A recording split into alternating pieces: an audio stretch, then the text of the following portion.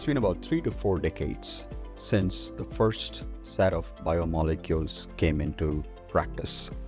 The manufacturing processes has remained the same largely over these 3 to 4 decades, and comes with it many of the problems. Continuous manufacturing eliminates or prevents majority of these problems, such as contamination, better control over processing parameters, higher productivity, and lower cost of goods. And with new molecules coming in, such as bispecifics and trispecifics, they are highly sensitive to manufacturing processes and have to be removed from the bioreactor as soon as possible to keep the molecule structure intact. And therefore, you get better safety and efficacy associated with these molecules.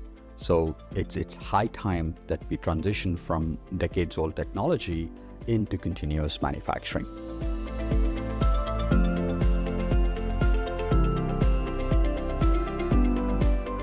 From a quality and regulatory standpoint, two of the major problems that has haunted the biotech industry is data integrity and contamination through the bioprocessing.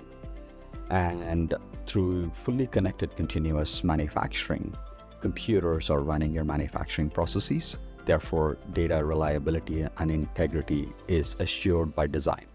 And then through modern aseptic connections, contamination control is assured by design as well.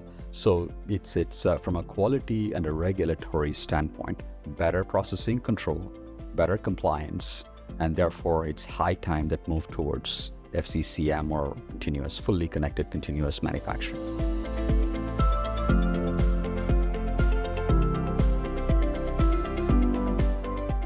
Variability in bioprocessing traditionally comes from manual intervention, and by computers running the manufacturing processes, the variability or the source of variability is eliminated, right? And then the second component of the modern aseptic processing and connectors, the entire process is fully aseptically connected. And therefore, the potential for contamination that typically comes from either the environment or the humans that interface with the bioprocessing is also prevented or mitigated. So by definition, as a consequence of reduction in variability in bioprocessing as well as in contamination control, the batch failure rates are a lot lower than a traditional manufacturing.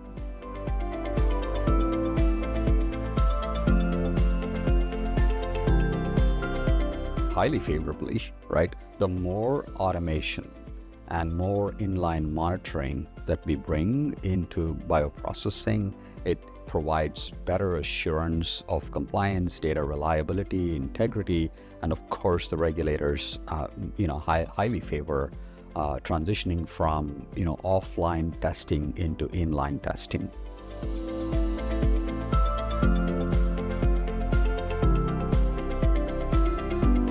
As we transition into FCCM, by definition, FCCM process requires significantly lower capital to construct a facility, to deploy the facility, and to operate the facility.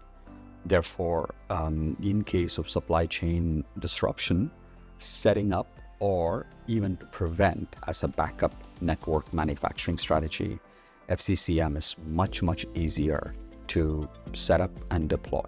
From a compliance perspective, you do get, it's as simple as transferring the software from one computer to another computer, because the entire process is going to be run digitally. Therefore, better compliance with regards to quality and as well as reliability with secondary source of network manufacturing.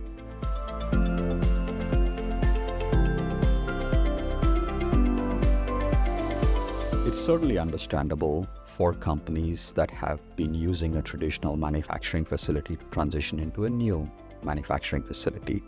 But with advances in science and analytics, the comparison of the traditional fed batch versus continuous manufacturing can easily be achieved in a more sophisticated manner. And therefore, transitioning from a fed batch to a continuous manufacturing is much more easier these days than about a decade back or so.